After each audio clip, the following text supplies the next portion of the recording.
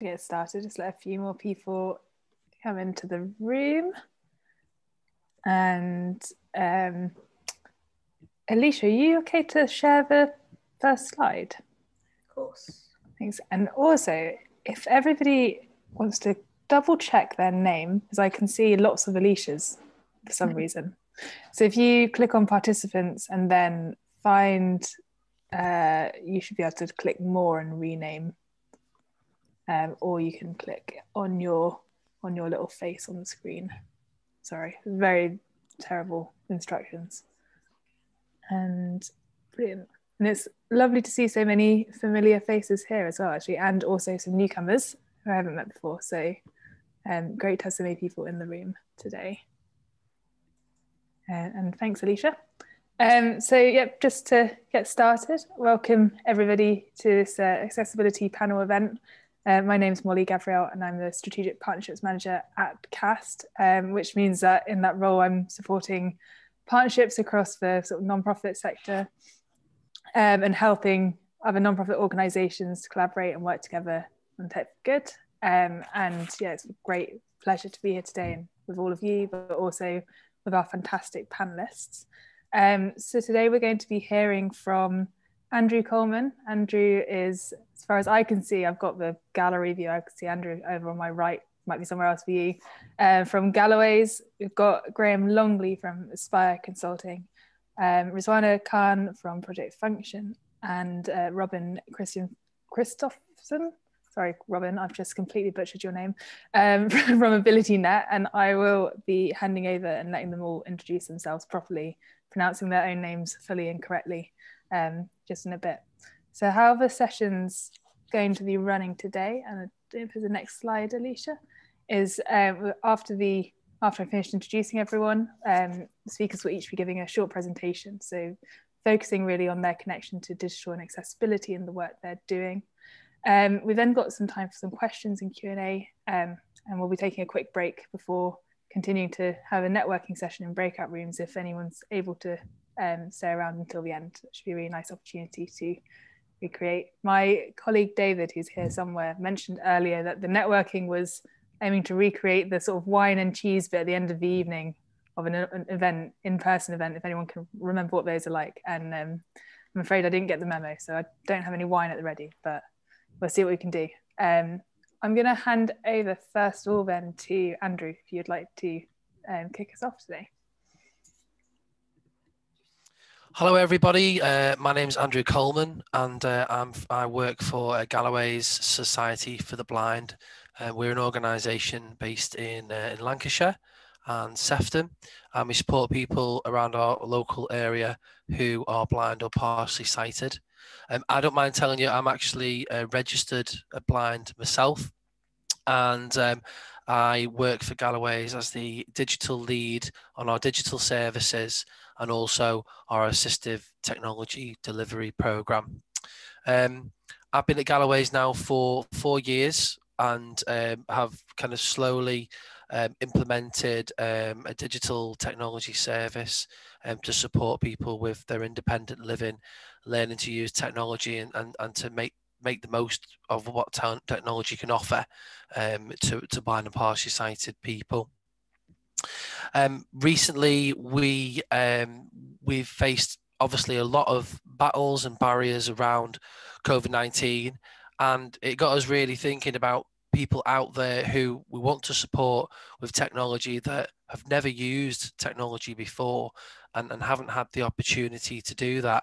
And how could we do that in such difficult times? So we saw the opportunity through Catalyst, the Catalyst Digital Fund, to come up with an innovative idea in how we could work with blind and partially sighted people to give them the opportunity to use an online device.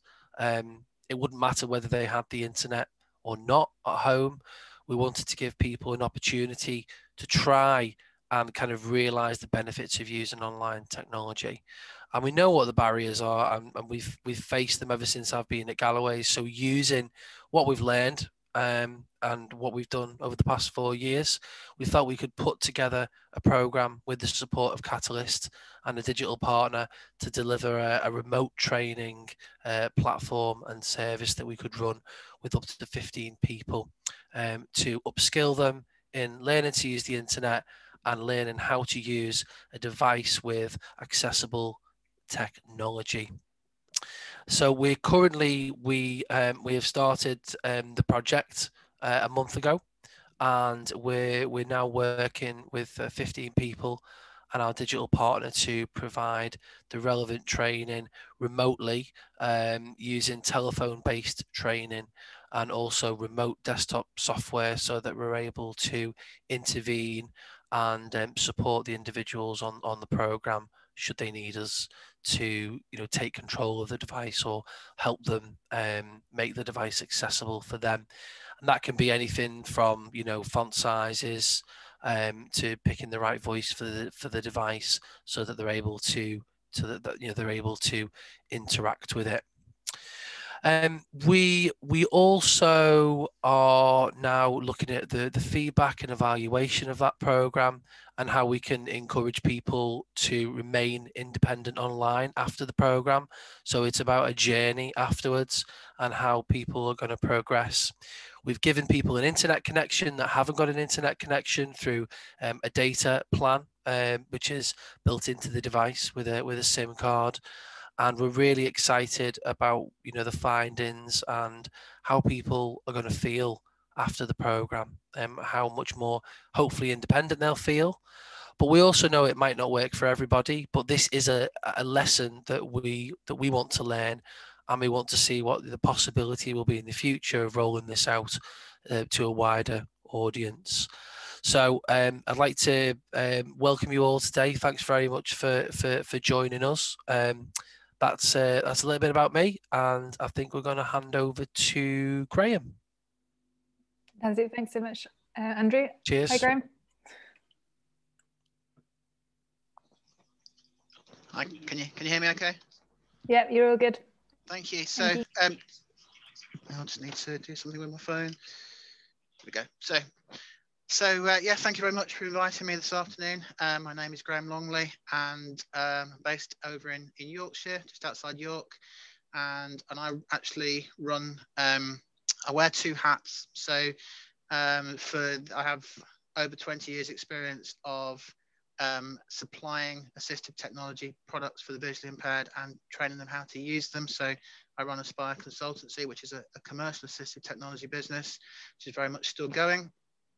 And that again kind of ties in with the accessibility side of things. So it's assisting sight impaired people to access various different platforms, Windows, phones and tablets. It's anything that will read the screen, make the print on the screen bigger, will translate print into speech, or will translate the screen or printed material into Braille.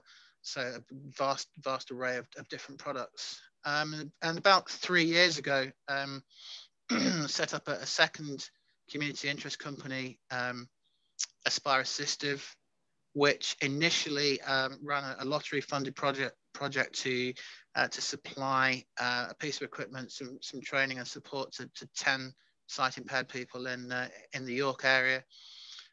Those that weren't funded in any other way, to break down the isolation and that kind of thing. And since just before Christmas, I've been involved with the Galloway's Techability project as a digital partner. We started rolling out the training last Monday, so 1st of March, and we're using, I've got one on my desk here actually, we're using Samsung tablets with a piece of software on which, as Andrew said, it enables people to access a variety of different functions to break down kind of mainly social isolation at the moment with the pandemic. The actual structure of the timetable of the sessions is broken up into kind of the 3 core areas of the software, which is communication, entertainment, and independence. So the first 2 weeks, some people are on their second week now. We've looked at how to manage the address book and the contacts.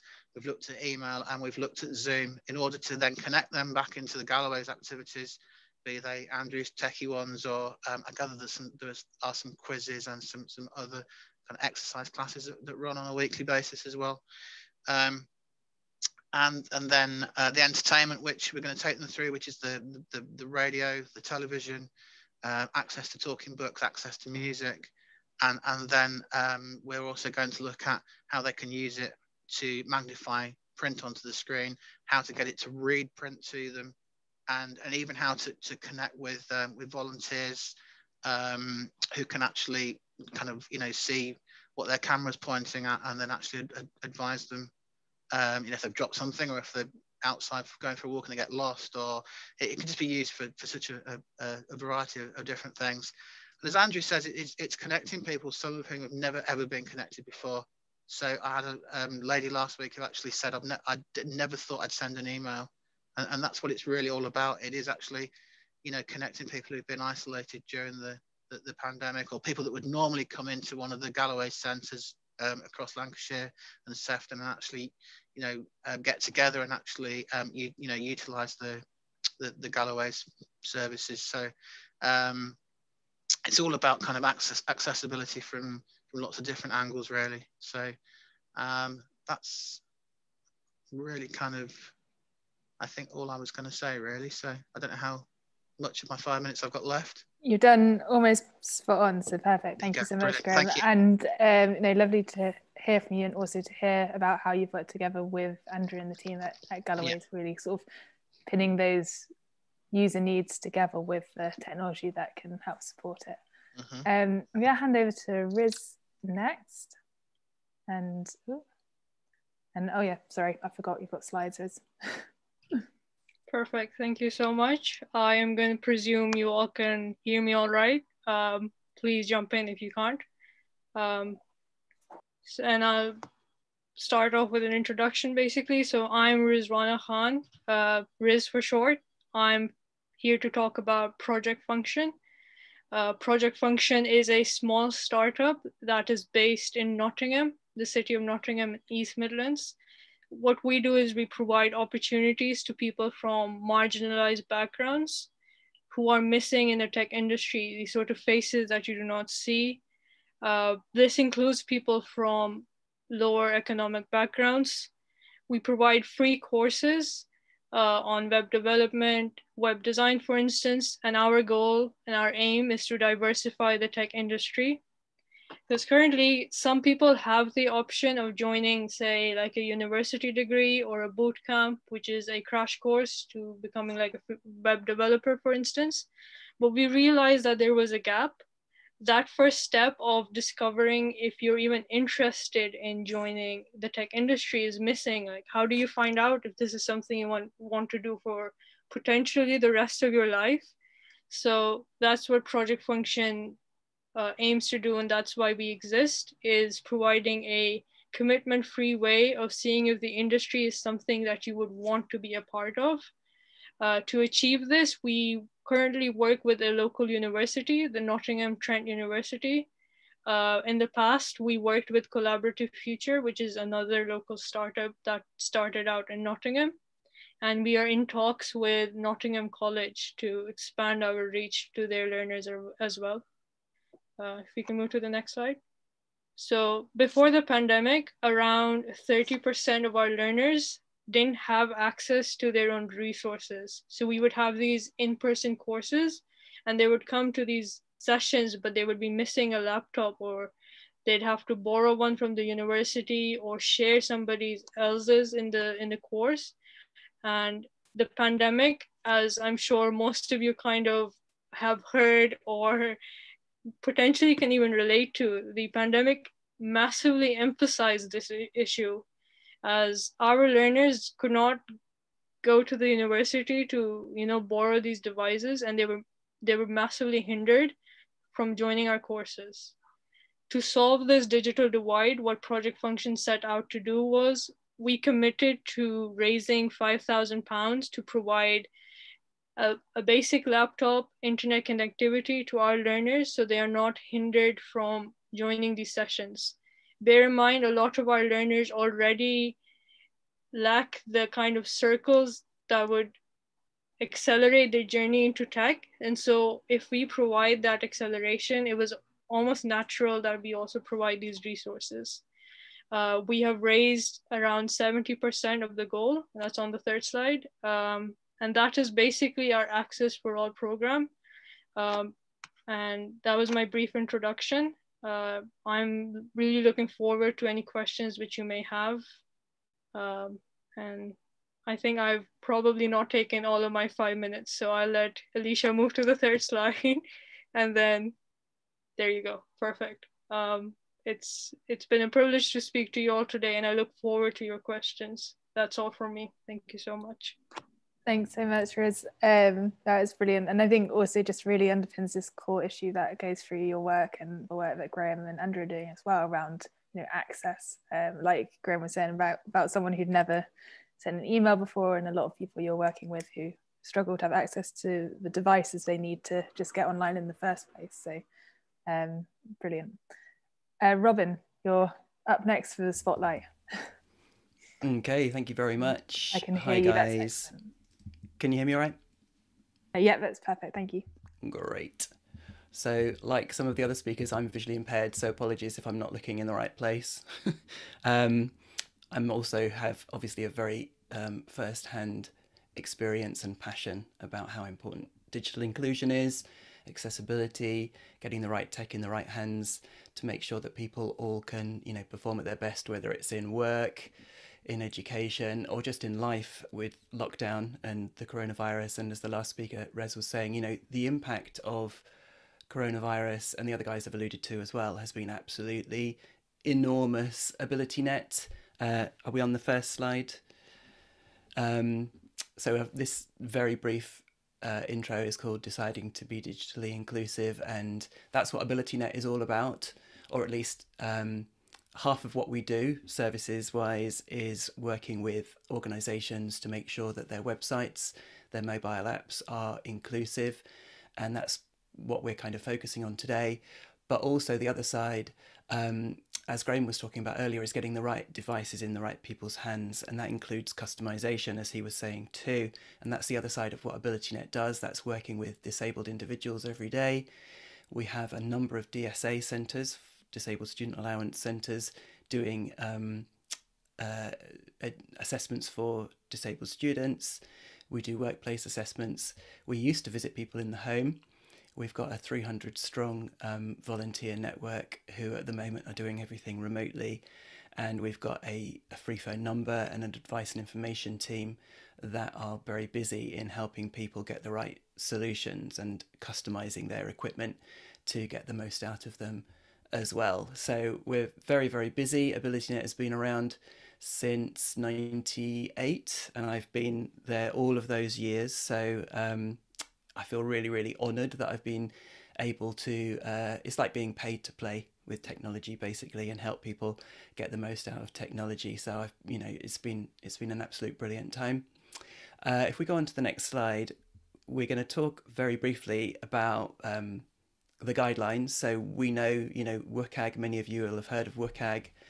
I'm writing an article that will go out on Friday with the to coincide with the 32nd birthday of the internet, since Tim Berners-Lee published that paper on the protocols that went to become the, you know, the way that the internet is linked together and how computers communicate with each other. And in that document, I mentioned about WCAG. WCAG came out first of all in 1999. WCAG 1.0 stands for Web Content Accessibility Guidelines. And every single one of you on this call today that knows about WCAG knows that it's challenging. And as websites get more and more complex and sophisticated, WCAG has tried to keep abreast of that. And obviously 2.1 is the current standard, 2.2 is just around the corner, 3.0 is in draft, and that will have a much better grasp on the various platforms that we're working with every day. Sorry, I'm trying to hush my synthesizer. Oh, thank you for sending that URL, but it's reading it all out to me. So yeah, really, really powerful, but also very, very complicated. So what we've got on this slide here is taken from a blog post on the AbilityNet website. It's by Helen Wilson, I think it is. A brilliant summary. She's a digital designer at Worcestershire County Council, and it's just a great acronym, SCULPT.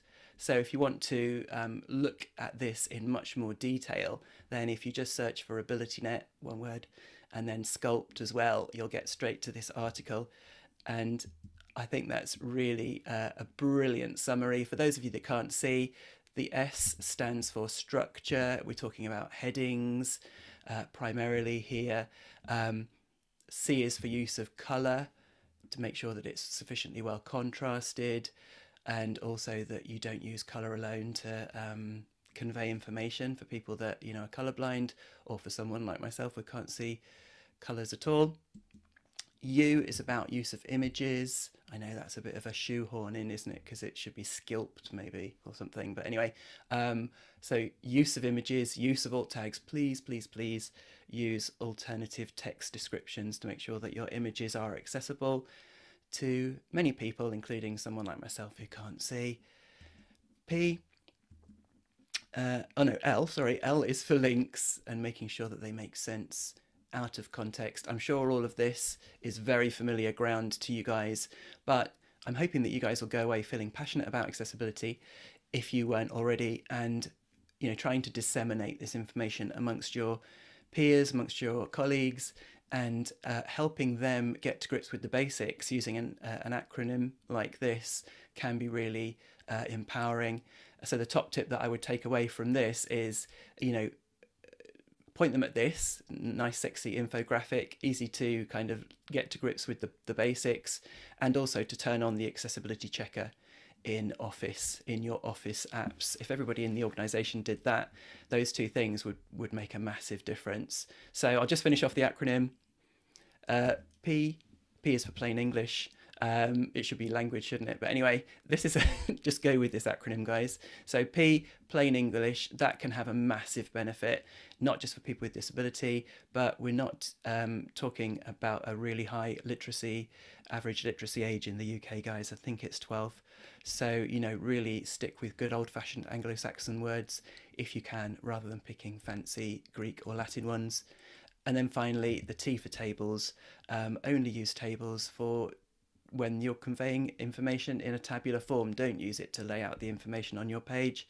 And however sophisticated screen readers are these days, they do struggle with complex tables where you've got spanning cells across different columns, etc. So if you can keep it simple, that would be brilliant. And I'm just going to finish off with a couple of quick slides about why accessibility is now no longer just for disabled people. And if you look at the numbers impacted, it's actually primarily not for disabled people. And what I mean there is, what we've got here is a picture of somebody squinting at their phone on a bright sunny day. She's may or may not have a vision impairment, but every single one of you on the call here will have been temporarily disabled when you are using your mobile phone, because a mobile phone, when you're using that, it's like extreme computing. It's not just sitting at your desk, where if the sun's shining on your computer, you can close the blinds, etc. Get yourself, you know, a bigger monitor if you can't see it very well, your own perfect keyboard and choice of mouse, etc., etc. You get the idea. Every single person is computing on the edge every single day, whether it's squinting at a small sheet of shiny glass on a sunny day. If you don't give that content sufficient color contrast, decent default font size, good choice of fonts, etc., to make it really legible, then a lot of people are going to struggle who haven't got an impairment. And those are the exact requirements that WCAG tells us about for people that do have a vision impairment 24/7 or dyslexia, etc.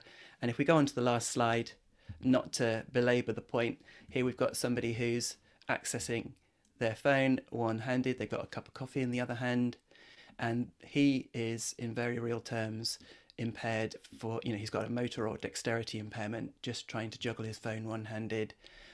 Maybe he's, in a coffee queue and he's been sociable and talked to someone, and now he's got his coffee and he's only got a few seconds left of his break before he goes back to his desk. So he might be trying to do something really quickly as well. And so he also needs extreme usability, etc. You get the idea. If that wasn't coffee, if it was alcohol, and he needed to order an Uber after a good night out, then the Uber app needs extreme usability for people to be able to successfully get home after they've had a few. And that has those exact same requirements around extreme usability. Will help people who aren't digitally confident, have a learning difficulty, etc., etc.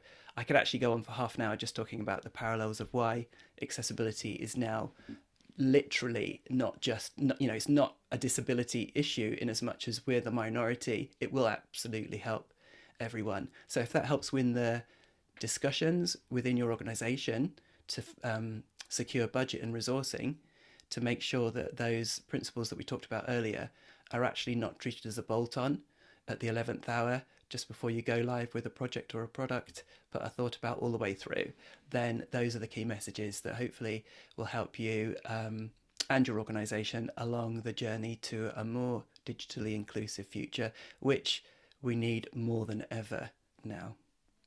Thanks so much, Robin. That's spot on, and I think just a really excellent reminder that accessibility is usability at its core as well. Absolutely. Although I will say, that was flashback nostalgia. I can't remember the last time I've been out after dark, let alone trying to use an Uber app while after having a drink. So yeah, blast from the past. Thank you so much. And yeah, we've just got someone in the chat saying that's an excellent presentation as well. It was me posting the link to the WCAG, so yeah, that's sorry about that. No, that's talking at you while you're presenting, but that is now in the chat for people there. So we're going to move on to some questions and answers. I've already got a few that have come through, and I'm going to just move my view back to gallery so I can see all of your lovely faces again. Alicia, would you be able to post the link to Slido and the password that people need to use if they've got questions to add that they haven't already done so through, and then we can take questions there. There was one actually that came on the chat, which was from Natalie around the software, and this was, I think, in reference to Graham. This is a question for you.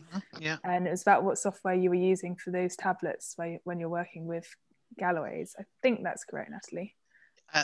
Yeah, so it's called Synaptic. I don't know if you need me to elaborate at all. So it works, it's Android based, Android 6 and above, and it works on tablets and phones that are running Android 6 and above.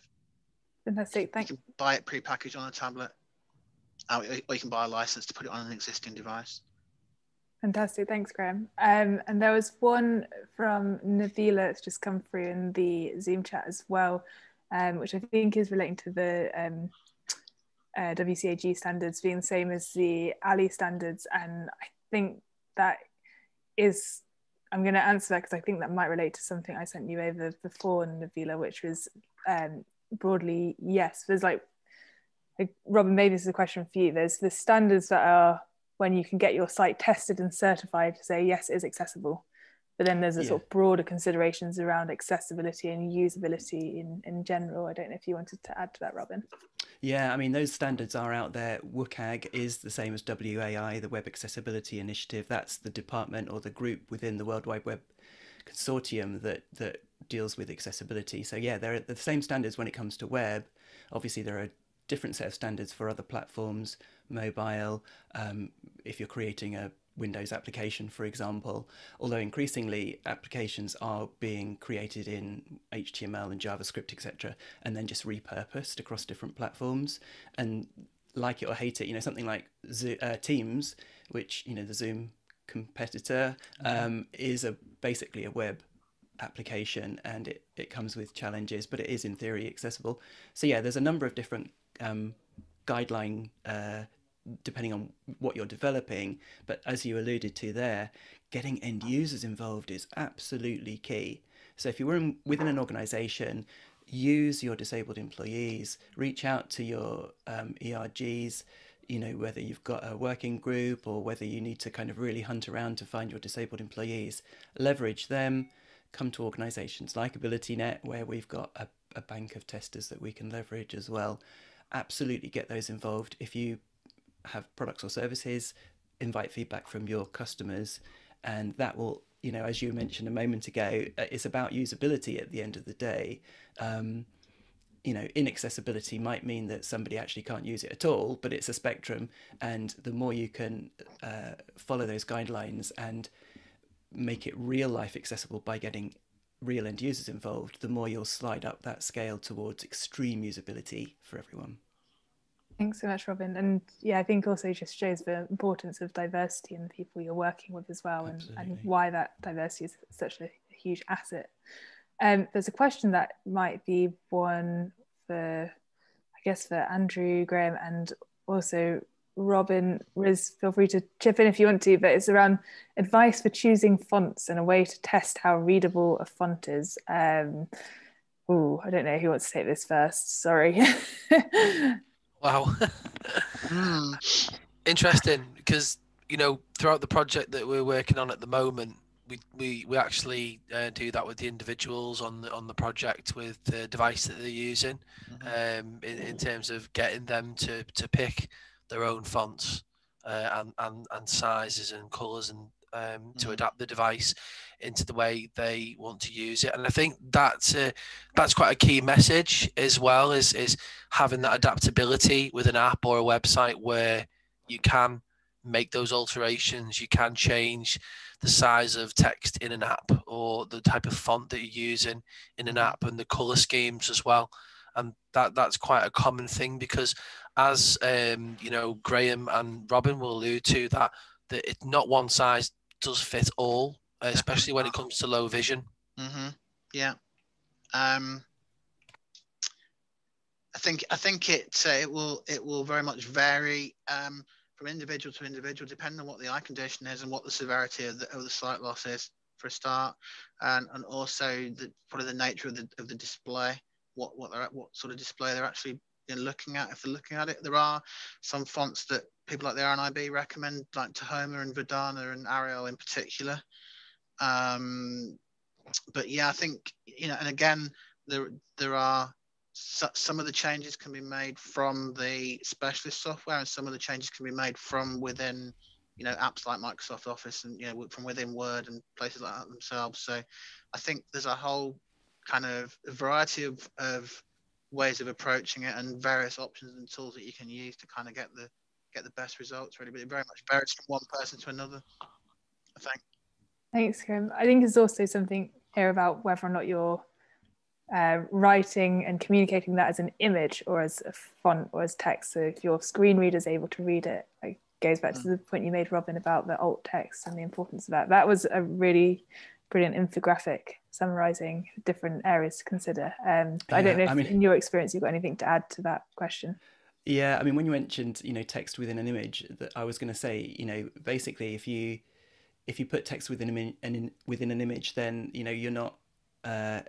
I was about to say that that's evil, but actually, we've got an infographic here, but it's evil if you're just using it to create a certain effect and it's not some sort of significant graphical medium that you're trying to convey a lot of information. So if you looked at our site, there is a very significant alternative description of that infographic. But yes, if you're wanting to create an effect, please don't use text within an image just because you want to create a certain effect. If it's the logo in the top corner of your website, then fine, but give it alternative text. But yeah, as the guys were saying, if the text is actual text, then you can resize it, you can change the background and foreground colors within your browser, unless the developers have done something quite evil to hard code that and obstruct that, although that's diminishing very rapidly now as dark mode becomes a thing and people are providing viewing themes rather than hard coding things a certain way. So that's really good. But generally speaking, the kind of default advice would be avoid serifs. Don't pick any fonts that have twiddly bits. Don't pick any fonts that have a variable stroke width. So an O should be the same thickness all the way around, rather than say Times New Roman or something which has got both twiddly bits and a different width of stroke around the characters. Don't make them too spindly. iOS 7, I think it was a nightmare for a lot of people because they went super spindly. in the fonts across the app, and it was really difficult to do anything other than make them slightly bolder. So yeah, people with dyslexia, people with vision impairment are all wanting the same thing, which is what, you know, the kind of considerations I was talking about a moment ago.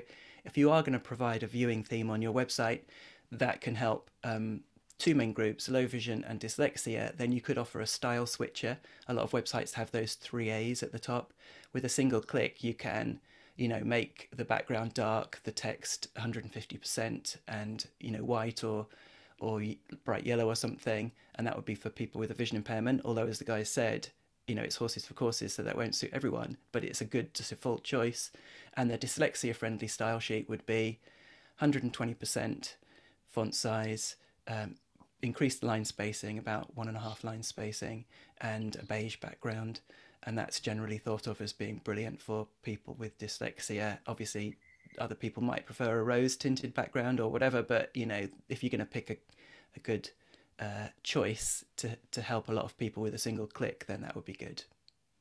Thanks so much, Robin. And there's some really great questions coming through. I'm going to hand over this one to Riz, which is around, it was how can we reach and engage with people who don't have access to the internet during the pandemic? I know this is something that Graham and Andrew have touched on as well, but Riz, I wonder if you could kick off our response to that one. Yeah, I think whoever asked that has kind of read my mind from a couple of months ago. It's that typical, that's such a great question, because it really is. Because the way we saw it is we are in a bubble, we are in a niche, and there's all these people outside this particular bubble. And how can we possibly reach them when we are so confined ourselves? How do you expand your mindset large enough that you kind of, I don't know, break free in a way? And first off, I think the first step you can do is acknowledge it, is literally accept that you are confined, and to reach these people, you have to make a conscious effort on a like everyday basis of your planning. So that's kind of what we did personally. The kind of experience I speak from is we pitched our free courses at tech meetups, which is fantastic because we got loads of people joining in. But then we kind of started realizing we had a diverse group of people, but there were similarities as well, and we could still reach people who didn't even know of the tech industry, quote unquote. So then how do you reach those people? So the way we're kind of trying to break that is going a bit more traditional. We're still experimenting with that. Is kind of reaching out to the council, who has more reach to a larger subset of people. We considered like advertising on city billboards, for instance. This was kind of before the pandemic, so plans have shifted a bit, but in my opinion, trying less tech focused ways, because those people aren't seeing those tech solutions. So I think we personally kind of try solving everything with tech, which works, but then take yourself outside of that bubble and think from a non-tech focused way. And that's been our kind of mindset. And I think that's how personally I would go about doing it. I hope that kind of gives you where to look, the themes around where to solve that problem, even though it might not be an immediate answer. So I hope that helps. That's fantastic. There was another question that was similar to this about how did you reach your clients during the pandemic to help them with digital. So I think that kind of seeing what, how they might come across your services in the first place. Andrew, I know you've got some experience here as well. Yeah, many different ways in reaching people, because traditionally for an organisation like Galloway's, we totally rely on face-to-face communication, and the telephone is just a way of organising things and booking appointments with people. Initially, the telephone has become a big communication device for people. We run lots of different social groups and activities that translate to being over the telephone as best as we can.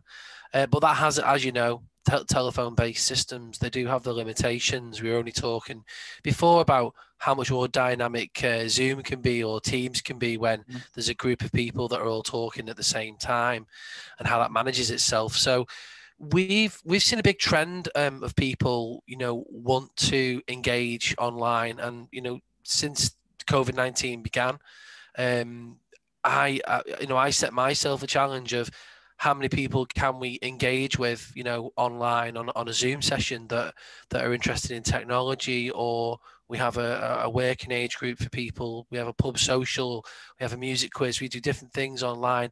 And we've seen a lot of people that were so kind of far against using an online platform like Zoom, or they'd never done it before, really kind of, really take the challenge on and face it and battle with it and overcome those barriers and embrace the challenge. And I always remember a lady who I was training to use Zoom, and she more or less kind of said, "Look, I've given up. I don't want to do it." And I said, "No, you can do it." And she said, "Oh, I'll try again next week."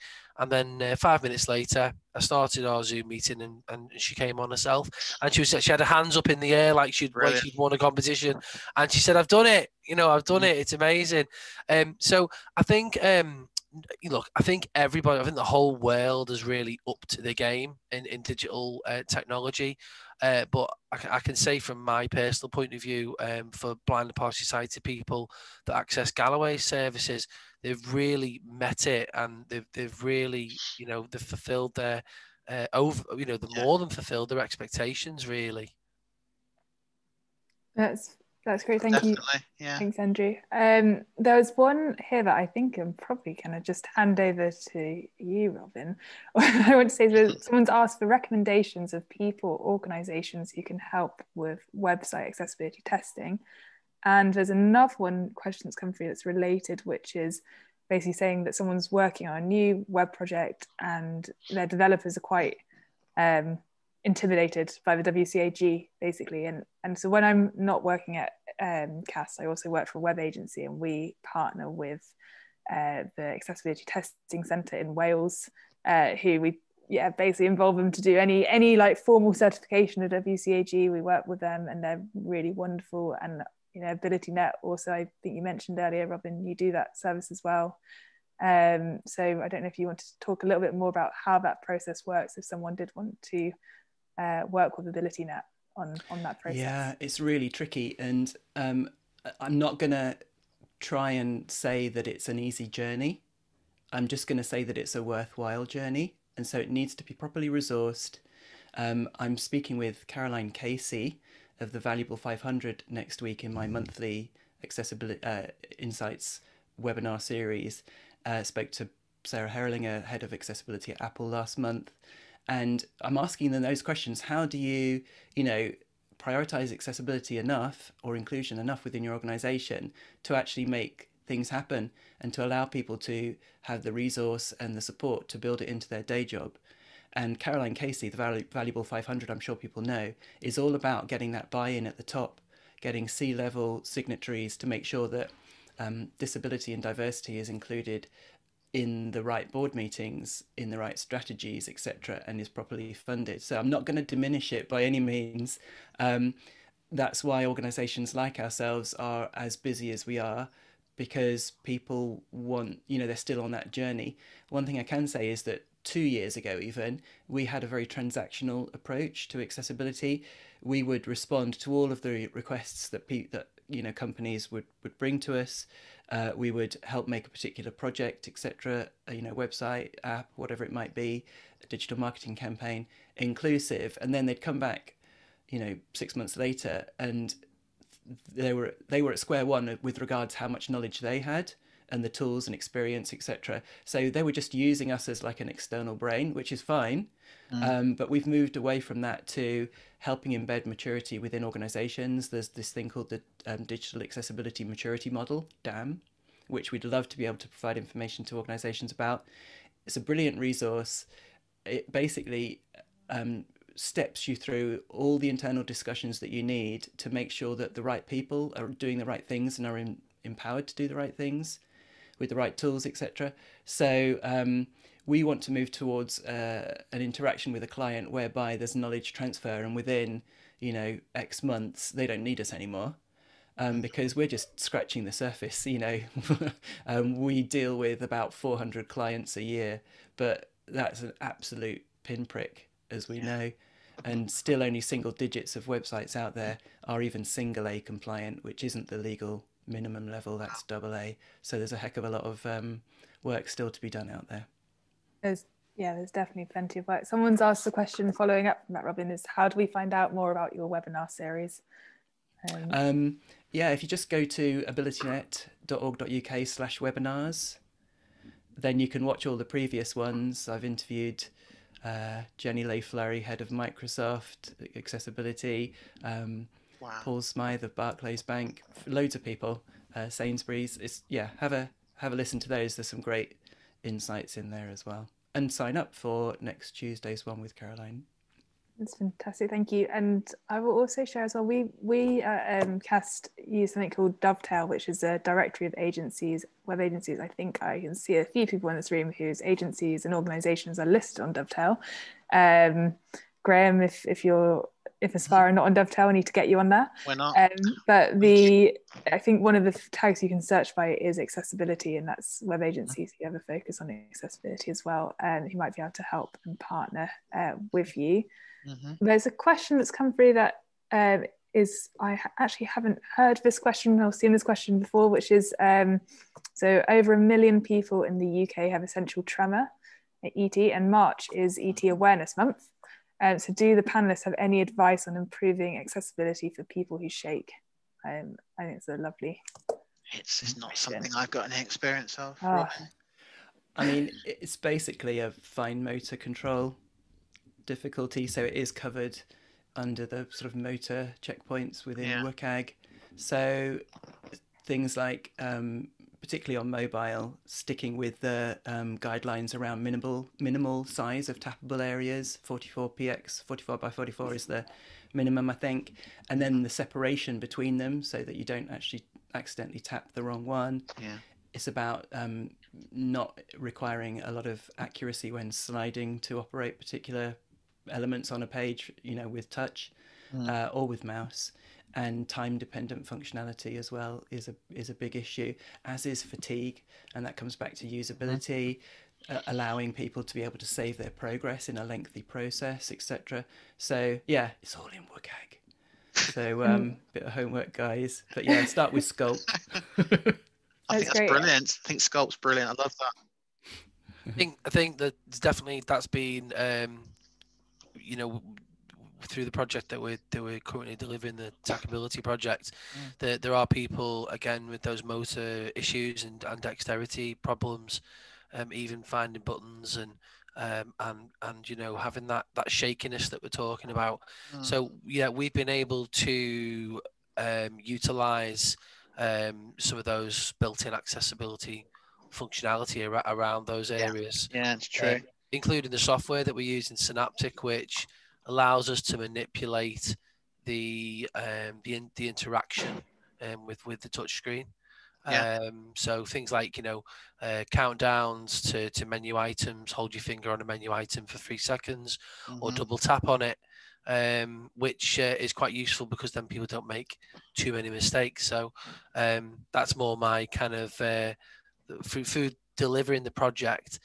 But if you get that bit right at the beginning with somebody, can make a huge difference. The learning just comes on so much more. I've just had one where we just changed somebody from find the item and lift your finger off to get it to do something, to actually changing it to double tap to explore by touch and then double tap, and then the difference it's made from week 1 to week 2 is exponential. So I've already come across 1 or 2 people who can't necessarily navigate in a straight line, or they're putting one finger on the screen to do something, and then something's happening with another finger, and that is coming onto the screen. It's like a involuntary movement of maybe their little finger or something, and it's just they're ending up in the wrong place. So yeah, it is important. I'd also like to, oh, sorry, Rez, what were you going to say? Sorry. Okay, thank you. The only point I was going to bring up is, that's an excellent question again, first of all. Second of all, I think the only way I've kind of experienced that personally is when we get people to onto our courses to be learning web development. The great thing about them not having prior kind of experience is it's such a blank plate almost.